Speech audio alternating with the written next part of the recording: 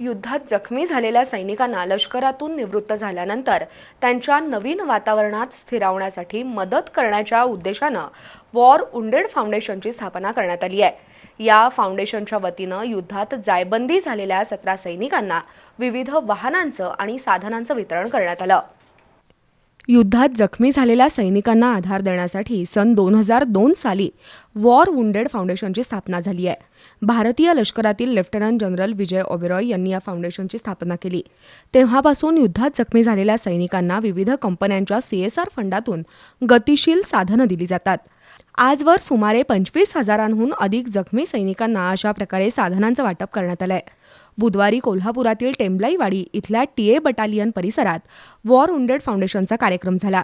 त्यामध्ये अपंगत्व आलेल्या 17 सैनिकांना गतिशील साधनांचं वाटप निवृत्त मेजर जनरल AB सय्यद यांच्या हस्ते करण्यात आलं।